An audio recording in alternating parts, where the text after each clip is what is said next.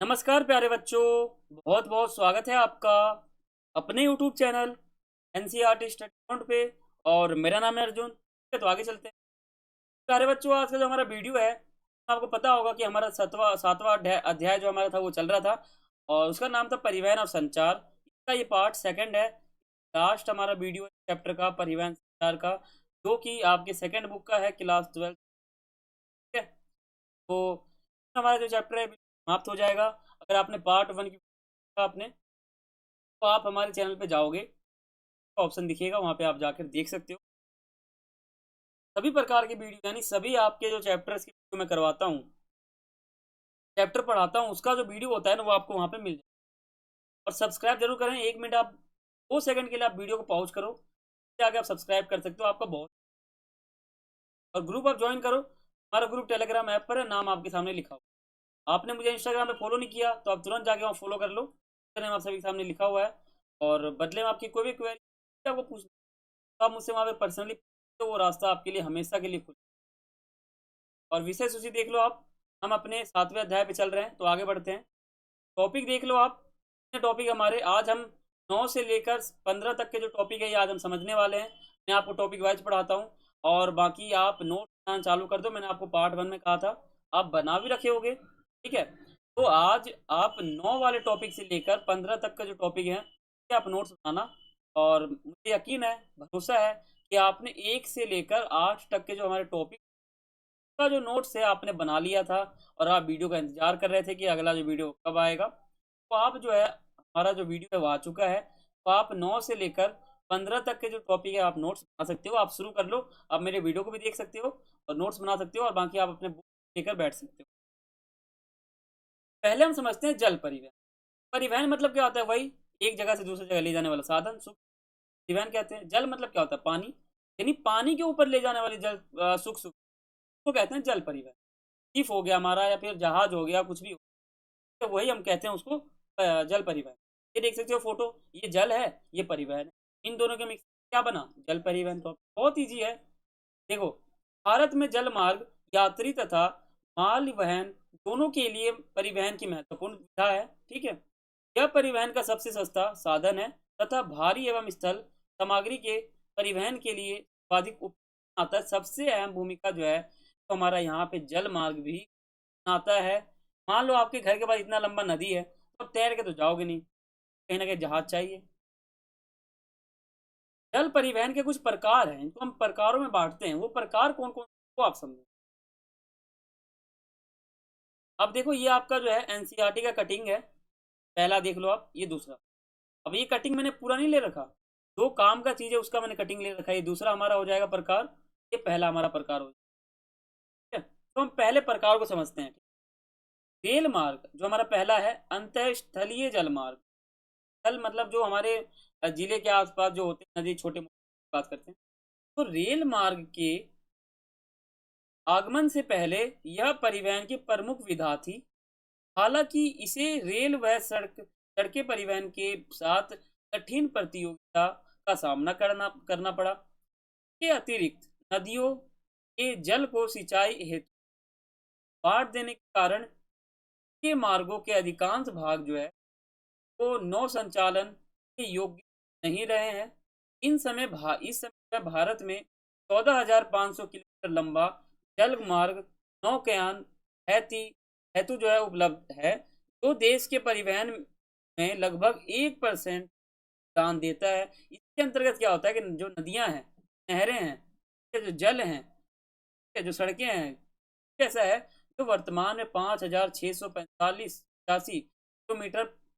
प्रमुख नदी जल मार्ग चपटे तल वाले व्यापारिक जल पोतों द्वारा नौकायन योग्य है। इसका मतलब यही है कि जो आपका जल परिवहन है वो पहले कैसा था, अब कैसा होता गया। शुरू में कैसी थी, और मैं आपको बता रहा हूँ शुरू से ही जल परिवहन बहुत अच्छा है, शुरू से ही है। तो पहला हमारा हो जाएगा स्थलीय जल मार्ग। ये हमारा जल परिवहन का पहला प्रकार है। अब हम समझते हैं जल परिवहन का दूसरा प्रकार, जो है महामार्ग, महासागरीय मार्ग। भारत में भारत के पास जो है द्वीप सहित लगभग 7,517 किलोमीटर लंबा व्यापक समुद्र तट है। 12 प्रमुख तथा 185 गौण पत्थर। इन मार्गों को संरचनात्मक आधार है वो प्रदान करते हैं। यानी संरचना का मतलब ये होता है उसका तरीका, मतलब स्टाइल, संरचना कैसी है उसकी, ठीक है। तो भारत की अर्थव्यवस्था परिवहन सेक्टरों, महासागरीय मार्गों की महत्वपूर्ण भूमिका है। भारत में भार के अनुसार लगभग 95% तथा मूल्य के अनुसार 70% जो हमारा विदेशी व्यापार है ना, महासागरीय मार्गों के द्वारा ही होता है। अंतर्राष्ट्रीय व्यापार के साथ साथ इन मार्गों का उपयोग देश की मुख्य भूमि तथा द्वीपों के बीच परिवहन के लिए भी होता है। ये हमारा इंपॉर्टेंट था, जल परिवहन और उसके प्रकार, समझ गए। ये है। अब हम बात करते हैं अपना 11वां टॉपिक, जो है हमारा है वायु परिवहन का महत्व। ये देख रहे हो, हवाई जहाज उड़ने, जो वायु परिवहन का मुख्य साधन है। हवाई जहाज क्या है कि वो आसमान में उड़ता तो नहीं, वो सड़क पे चलेगा, उड़ेगा तभी तो जाएगा। तो जो वायु परिवहन आपको यहाँ से उड़ता हुआ दिख रहा है, ध्यान से देखो, उड़ता हुआ दिख रहा है, इसका महत्व क्या है, क्यों उड़ना चाहता है ये, तो अभी तो क्या फायदा होता है, कोई समझते हैं। ये सभी आपका जो चैप्टर है ना, ये पूरा जो आपका चैप्टर है, पूरा वायु, पूरा परिवहन और संचार की बात करेगा। पूरा परिवहन यहाँ पे आपका देखने, ये परिवहन है, वो परिवहन है, पूरा आपका चैप्टर इसी। वायु परिवहन लंबी दूरी तय करने, मतलब बहुत लंबी दूरी तय कर सकता है, क्योंकि हवाई जहाज उड़ता है। तीव्रतम साधन है, यानी बहुत तेजी से बढ़ने वाला ये साधन है। सैन्य रूप से वायु परिवहन का बहुत ही महत्व है। देखो, जब मान लो दो देश की सेना है, भारत की सेना अगर कहीं और जाती है तो वो ऐसा तो नहीं रोड पे चलते हुए जाएगी पैदल, चलो भाई हम चलते हैं, ऐसा तो नहीं है। वो कहीं ना कहीं हवाई जहाज से उड़कर जाएगी, ठीक, ताकि जो बम फेंकना हो उसके ऊपर, किसी दूसरे सेना के ऊपर फेंक सके, फायरिंग करना हो तो कर सकता है। यानी हवाई जहाज या फिर वायु परिवहन जो है, इससे सेना को बहुत ही ज़्यादा फायदा होता है। किसी भी क्षेत्र का या देश तक आसानी पूर्वक कहीं भी जा सकता है, ठीक है। अब हम बात करते हैं तेल व गैस पाइपलाइन। ये आप देख सकते हो कि पाइपलाइन का चित्र, पाइपलाइन से जा रहा है, ये जा रहा है, ये ऐसे मुड़ रहा है, ये छोटा छोटा ऐसे मुड़ रहा है, कहीं ना कहीं पाइपलाइन है पूरा। अब इसके अंदर से क्या जाता है, तो आपको तेल जाता है और गैस जाता है। तो तेल और गैस वाले जो पाइपलाइन है, उनको समझते हैं।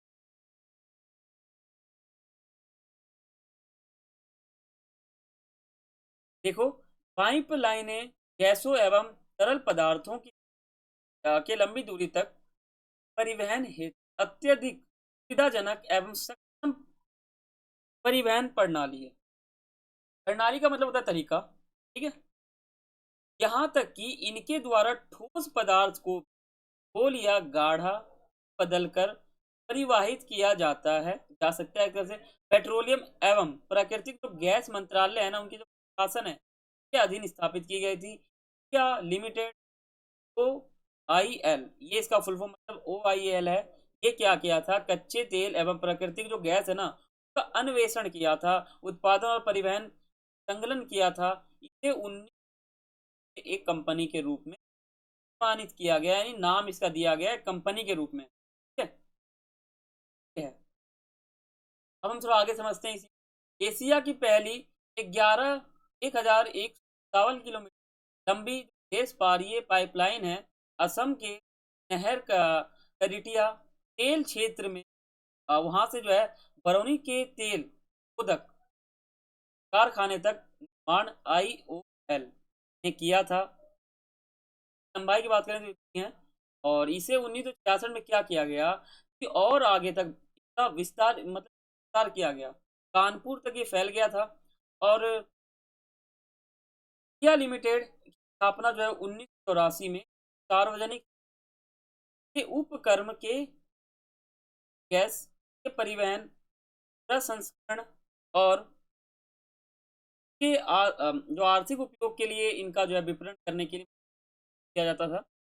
तेल द्वारा क्या था कि निर्मित पहली बार 1700 किलोमीटर लंबी हजीरा विजयपुर और जगदीशपुर जो हमारा है, और क्रॉस कंट्री गैस पाइपलाइन ने क्या किया है कि मुंबई के जो हाईवे है ना, और उनके जो बसीन कोई भी गैस क्षेत्र है, उनको पश्चिमी और भाग के विभिन्न उर्वरक, बिजली, औद्योगिक और परिस्रोत जोड़ता है कौन? ये पूरा पाइपलाइन। ये देख लो पूरा इसका काम बहुत लंबा है, हर चीज में उपयोग आता है।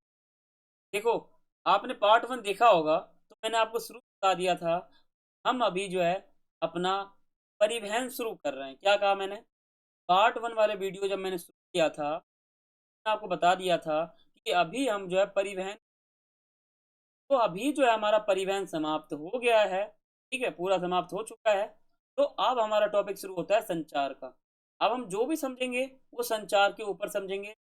कि आपके चैप्टर का नाम ही है परिवहन और संचार। परिवहन को समझो और संचार को समझो, आपका चैप्टर समाप्त।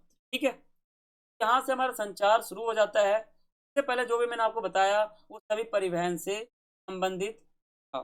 ठीक है, केवल टॉपिक हमारा है संचार का क्या अर्थ होता है। मैंने आपको पार्ट 1 में बता दिया था संचार का अर्थ क्या होता है। संचार तो आप सभी को पता होगा, संचार किसे कहते हैं। संचार, आप यहाँ देखो, एक विचार को एक व्यक्ति से दूसरे व्यक्ति तक पहुंचाना ही संचार कहलाता है। ये एक व्यक्ति है, इसका ये मस्तिष्क, और ये एक व्यक्ति है, इसका ये मस्तिष्क। इन दोनों के मस्तिष्क में क्या हुआ? कनेक्टिविटी आ चुकी, संपर्क आ चुकी है, कनेक्ट हो गए दोनों। अब इसकी विचार कहाँ जा रही है? इसके, इसकी विचार कहाँ जा रही है? इसके। इन दोनों के बीच में जो विचारों का आदान प्रदान हो रहा है, विचारें एक दूसरे के दिमागों के अंदर जा रही है ना, इन्हीं बीच की प्रक्रिया को हम क्या बोलते हैं? आप कहोगे संचार बोलते हैं। समझ में आ गया? बिल्कुल इजी था, कुछ जैसे मैं आपको पढ़ा रहा हूँ, मैं अपने दिमागों का जो मेरे दिमाग में जो बातें हैं, तो बताने का तरीका है, वो आपके साथ बांट रहा हूँ। यानी कहीं ना कहीं हम दोनों के बीच में भी संचार का माहौल बन चुका है, संचार हो रहा है। अब बात करते हैं संचार के साधन, यानी ऐसे कौन से साधन हैं संचार कर सकते हैं। संचार करना है तो कैसे करूँ ऐसा? तो हमारे संचार दो प्रकार से होते हैं। व्यक्तिगत संचार, जब दो व्यक्तियों के बीच में विचारों का आदान प्रदान हो, इसको हम कहते हैं व्यक्तिगत संचार। तो हमारा हो जाता है सार्वजनिक संचार। इन दोनों में थोड़ा सा डिफरेंस है। थोड़ा कैसे? एक, मान लो एक व्यक्ति है ए नाम का और एक है बी नाम का, इन दोनों के बीच विचारों का आदान प्रदान हो रहा है, इसको हम कहेंगे संचार। लेकिन संचार में कौन से पार्ट में आएंगे लोग? तो आप कहोगे व्यक्तिगत संचार, तो व्यक्तियों के विचारों का आदान प्रदान हो रहा है, इसलिए हम इसको कहेंगे व्यक्तिगत संचार।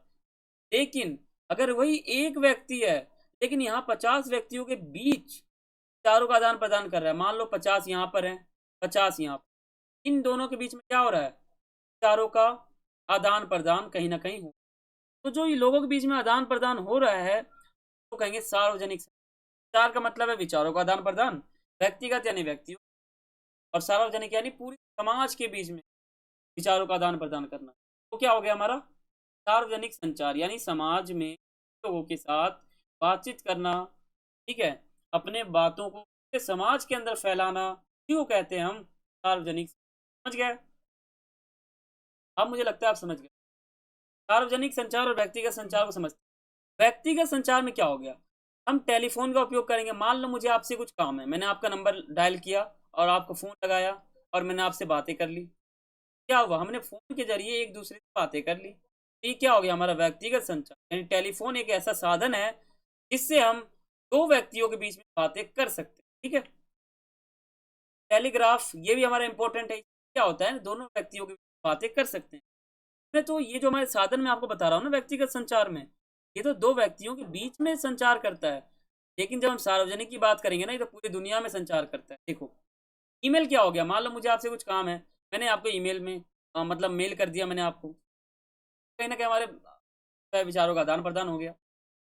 इंटरनेट, मान लो मुझे आपसे व्हाट्सएप पे मैसेज करना है, इंस्टाग्राम पे मैसेज करना है, तो ये काम करेगा और मैं आपसे कुछ बातें कर सकता हूँ। यानी ये जो मैं आपको साधन बता रहा हूँ ना, ये संचार के तो हैं, लेकिन संचार के पहले वाले पार्ट का है व्यक्तिगत संचार। व्यक्तिगत यानी व्यक्ति, संचार मतलब विचारों का आदान प्रदान, यानी दो व्यक्तियों के बीच में आदान प्रदान करने का ये चार साधन है जो मैं आपको बता चुका हूँ। ठीक है, बहुत अच्छी तरह से बता रहा हूँ आपको, समझ में आ गया। देखो अब सार्वजनिक की बात करें तो पहले आप ये समझ लो कि सार्वजनिक का अर्थ होता क्या है। जब पूरे समाज में 1 लाख लोग, और जब मैंने 1 लाख लोगों के साथ विचारों का आदान प्रदान कर दिया, अनाउंसमेंट कर दिया कि हाँ आज से ये हो रखा है, तो ये कहीं ना कहीं सार्वजनिक संचार में आता है, क्योंकि बहुत सारे लोगों के साथ मैंने संचार किया, तो ये हो जाएगा हमारा टेलीविजन। अब ऐसा तो नहीं है कि मैं फ़ोन पे सभी से बात करूँ, एक व्यक्ति से बात किया, हाँ भाई ये हो गया, ऊपर से किया, हाँ ये हो गया। 1 लाख व्यक्तियों से बात करने में मुझे कितने साल लग जाएँगे? तो आपने सोचा है? कहीं न कहीं हम टेलीविज़न जो है ये साधन हो जाएगा हमारा किसका? सार्वजनिक का। टेलीविज़न में हम दिखा देंगे कि भाई ये हो गया आजकल। कुछ नहीं देखते आप, आज तक जो चैनल है हमारा, आज तक चैनल आता है, तो आज तक में क्या होता है वो हमारा सार्वजनिक संचार होता है, यानी पूरे समाज, पूरे विश्व के अंदर संचार होता है। दूसरा हमारा हो जाएगा समाचार पत्र, तो हमारा अखबार आता है वो भी हो जाएगा हमारा इम्पोर्टेंट। पूरा विश्व में जो है संचार होता है। रेडियो, रेडियो में बहुत सारे समाचार से आते हैं आज। पुस्तक हो गया, एक पुस्तक बन गया जिससे हमें पता चल जाए समाचार में, ठीक है। सिनेमा हो गया, अब सिनेमा हॉल तो आप जानते होंगे, तो वो हो गया, उससे क्या होता है संचार होता है पूरी जनता के बीच, पूरे समाज, विश्व, देश के बीच, ठीक है। अब देखो, सम्मेलन, मान लो कि ऐसा सम्मेलन हो जाए, कोई भी सम्मेलन हो जाए 1 लाख हो गए व्यक्ति के, या फिर जनसभा हो जाए। जनसभा मतलब जन मतलब जनता, सभा मतलब कोई ऐसा स्थान जहाँ वो मिले, यानी जनता का एक दरवाजा, एक कमरा, तो कहते हैं हम जनसभा। जनता का एक कमरा है जहाँ सभी लोग आके मिलेंगे, एक वहाँ पे हेड होगा, अपनी बातों को शेयर करेगा, और इसको ही हम कह देंगे सार्वजनिक संचार। तो आप मुझे कमेंट करके बताना कि जो संचार के साधन है ना, आपको समझ में आया कि नहीं आया। मैंने अपना पूरा प्रेशर लगा दिया आपको समझाने में, ठीक है। तो कहीं ना कहीं आपको समझ में आ गया होगा, पूरा प्रेशर लग गया मेरा। अब देखो, ये दोनों आप समझ गए, व्यक्तिगत यानी व्यक्तियों की, सार्वजनिक यानी बहुत सारे लोगों की, समझ गए। अब हम बात करते हैं संचार के कोई 3 प्रकार हमारे कौन से हैं। संचार के 3 प्रकार कौन से हैं ये इंपॉर्टेंट है। व्यक्तिगत की बात नहीं कर रहा, ना सार्वजनिक की बात कर रहा हूँ, मैं सिर्फ संचार की बात कर रहा हूँ, विचारों का आदान प्रदान की बात कर रहा हूँ मैं। संचार 3 प्रकार के हैं, कौन कौन से? Radio, television, internet. अब देखो, रेडियो में क्या है ना, हम सार्वजनिक संचार कर सकते हैं, टेलीविजन से कर सकते हैं, और ये हमारा क्या है, ये इंटरनेट है। नेट बोलते हैं, डाटा बोल देते हैं हम इसको। इन जो है ना बहुत ही महत्वपूर्ण साधन है जब हम संचार इससे के जरिए कर सकते हैं, ठीक है। ये कहीं ना कहीं संचार करने के बहुत बड़े कारण बन जाते हैं, ये आपको ध्यान रखना चाहिए। और ये बोर्ड एग्जाम में आएगा, जरूर आएगा, ठीक है। ये हमारा टीवी है, और ये हमारा रेडियो है, और ये इंटरनेट को दर्शाता है जो पूरे के अंदर फैल। रेडियो को समझते हैं कि आगे रेडियो है क्या। रेडियो आपके घर में भी होगा, है ना। तो रेडियो को समझते हैं। भारत में रेडियो का प्रसारण जो है ना, तो सन 1923 में रेडियो क्लब ऑफ बॉम्बे द्वारा प्रारंभ किया। रेडियो क्लब ऑफ बॉम्बे नामक एक एक बहुत बड़ा संस्था था, समूह था, जिसने 1923 में क्या किया, रेडियो की स्थापना, या फिर रेडियो का मतलब प्रशासन प्रसारण कर दिया, मतलब फैला दिया, ठीक है, ऐसा। कुछ ही समय में इसने जो है देश के सभी घरों में अपना स्थान बना लिया। सभी घर में रेडियो, हर लोगों, हर व्यक्ति के हर घर में ये रेडियो फैल चुका था।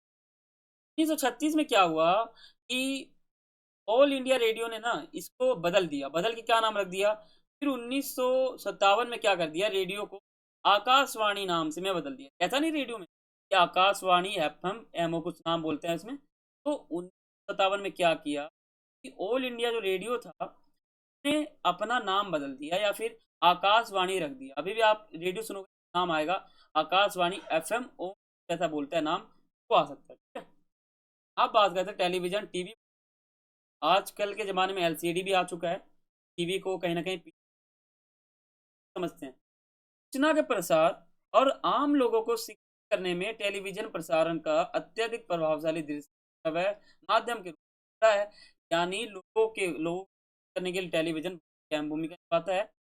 प्रारंभिक दौर में टीवी का केवल राष्ट्रीय राजधानी तक था, लेकिन जहां 19 की बात करें, इसके बाद क्या हुआ, 1972 आ गया, कहीं ना कहीं पूरे अन्य जगह पे फैल गया। सन 1976 में टीवी को ऑल इंडिया रेडियो AIR से विकलित कर दिया गया, और इसे दूरदर्शन डी के रूप में एक अलग पहचान दी गई। सेट, ये हमारा INSAT हो जाएगा। राष्ट्रीय टेलीविजन वन के चालू होने के बाद समूचे नेटवर्क के लिए समझा के साझा राष्ट्रीय कार्यक्रमों की ANP की शुरुआत की गई, और इन्हें देश भर के जो पिछड़े और जो ग्रामीण क्षेत्र है ना, उनमें टेलीविजन का प्रसारित किया गया, फैलाया गया। अब हम बात करते हैं अपना लास्ट, जो है हमारा इंटरनेट। सबसे प्रभावशाली जो हमारा संचार है वो इंटरनेट है। जैसे मैं अभी आपको पढ़ा रहा हूँ, आप मैं आपको कैसे पढ़ा रहा हूँ, आप कब तक मतलब आप मेरी वीडियो कब देख सकते हो, जब आपके मोबाइल में इंटरनेट हो। अगर आपके मोबाइल में इंटरनेट ही ना हो तो आप क्या मेरी वीडियो देख सकते हो, देख सकते हैं। तो कहीं ना कहीं संचार हम दोनों के बीच जो अभी हो रहा है ना, ये संचार रुक जाएगा, क्योंकि इंटरनेट ही नहीं होगा तो आप मेरे वीडियो को देखोगे कैसे। तो कहीं ना कहीं संचार के लिए जो इंटरनेट है ना, ये सबसे प्रभावशाली संचार प्रणाली है, संचार करने का बहुत अच्छा तरीका है, ठीक है। नगरीय क्षेत्रों में इसका सबसे अत्यधिक उपयोग होता है। नगर के जो इलाके हैं वहाँ पे देखते हो आप, सब लोग मोबाइल चलाते रहते हैं, इंटरनेट को यूज करते रहते हैं। नगर वाले इलाके में लोग होते हैं, भी होता है, लेकिन जो ग्रामीण इलाका होता है वहाँ पे लोग कीपैड मोबाइल रखते हैं। तो कीपैड में क्या होता है, इंटरनेट काम तो आता नहीं। कीपैड मोबाइल में रखते हैं वो लोग तो उनको जानकारी नहीं होती। तो हम कह सकते हैं कि नगर वाले जो क्षेत्र है ना, इसका अधिक उपयोग होता है इंटरनेट का, ठीक है। इंटरनेट ज्ञान और सूचना को विश्व के एक कोने से दूसरे कोने तक बिल्कुल विस्तारित पहुंचा। यहाँ पे हमारा चैप्टर समाप्त हो जाता है। दो पार्ट में मैंने आपको बताया है, वीडियो लंबा बन चुका है, लेकिन आशा करता हूँ आपको समझ में आ गया होगा। मेरा मकसद था आपको समझाना। अगर आपको समझ में आ चुका है तो वीडियो लंबा भी है तो कोई बात नहीं, ठीक है। और अगर आपको समझ में आ चुका है तो आप मुझे कमेंट करके जरूर बताएं। और मैंने आपको एक टॉपिक दिया था इसी बताने के लिए, संचार जो है उसका क्या महत्व था, बाकी संचार के प्रकार कौन से थे, तभी मैंने आपको कहा था वो मुझे आप बता देना। और संचार के साधन मैंने आपको बोले, अगर वो संचार के साधन जो थे हमारे व्यक्तिगत और सार्वजनिक संचार, ये आपको समझ में आ चुका है तो आप मुझे कमेंट करके बताना चैप्टर कैसा लगा, वीडियो कैसा लगा, ठीक है। इसके आगे जो चैप्टर है वो मैं आपके लिए बनाऊं या नहीं बनाऊं, वो सभी आप मेरे को बता देना, ठीक है। तो अगर आप सब्सक्राइब नहीं कर रखे हो हमारे चैनल को, कर लेना, बेल आइकन पे क्लिक कर लेना, और वीडियो को एक लाइक जरूर करना, शेयर जरूर आप करें। और कुछ भी आपको पूछना हो तो कमेंट कर सकते हो, बाकी ये आप जरूर करना जो मैंने आपको कहा। तो और इंस्टाग्राम पे आप पूछ सकते हो, वो भी एक आपके लिए रास्ता खुला हुआ है। मैं अपने